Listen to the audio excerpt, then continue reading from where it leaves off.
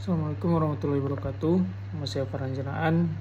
Pada kesempatan kali ini saya ingin menjelaskan tentang pengertian PHK. Pemutusan hubungan kerja atau PHK merupakan pengakhiran hubungan kerja antara pekerja dan pengusaha yang memenuhi hak dan kewajiban kedua belah pihak.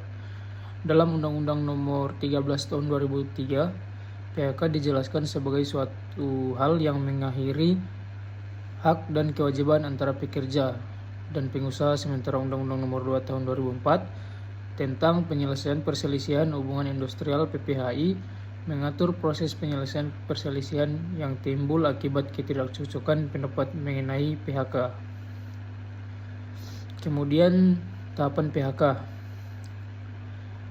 Pasal 151 Undang-Undang Nomor 13 Tahun 2003 adalah bahwa sebelum pengusaha memutuskan hubungan kerja dengan pekerja atau buruh harus melalui 3 tahapan untuk memastikan PHK dilakukan secara bertanggung jawab dan adil. Pertama, pengusaha, pekerja, serikat pekerja, dan pemerintah harus berusaha maksimal untuk mencegah terjadi PHK. Upaya ini dapat berupa penyesuaian jam kerja, restrukturisasi, reorganisasi metode kerja, atau peningkatan keterampilan pekerja. Kedua, jika PHK tidak dapat dihindari, maka pengusaha wajib merundingkan keputusan tersebut dengan serikat pekerja atau langsung dengan pekerja apabila yang bersangkutan tidak menjadi anggota serikat. Ketiga, apabila perundingan gagal pencapaian kesepakatan, maka pengusaha hanya dapat melaksanakan PHK setelah mendapat penetapan dari Lembaga Penyelesaian Perselisihan Hubungan Industrial. Berikutnya, penetapan PHK oleh lembaga.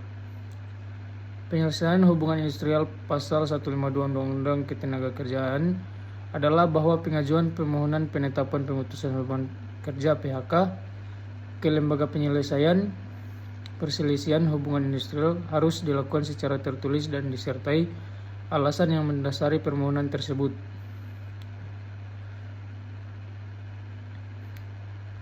Larangan PHK yaitu: pertama, pekerja sakit hingga 12 bulan berturut-turut. Kedua, pekerja memenuhi kewajiban negara.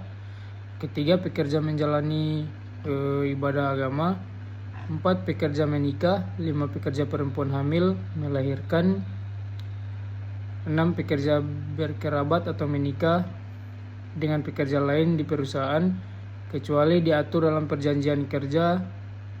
Ketujuh, pekerja mendirikan atau aktif di serikat pekerja. 8, pekerja melaporkan tindak pidana pengusaha. 9, perbedaan paham, agama, politik, suku, warna kulit, gender atau status. Dan yang terakhir, pekerja cacat tetap atau sakit akibat kerja dengan waktu pemulihan tidak pasti.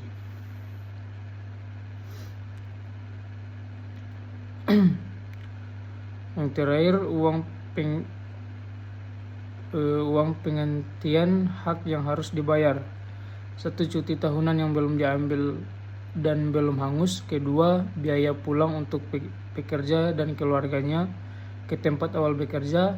Ketiga, penggantian perumahan, pengobatan dan perawatan sebesar 15% dari uang pesangon atau penghargaan masa kerja bagi yang memenuhi syarat. Keempat, hak lainnya sesuai perjanjian kerja atau peraturan perusahaan. Demikian itulah penjelasan saya terkait PHK. Wallahul muwaffiq ila aqwamit thoriq. Wassalamualaikum warahmatullahi wabarakatuh.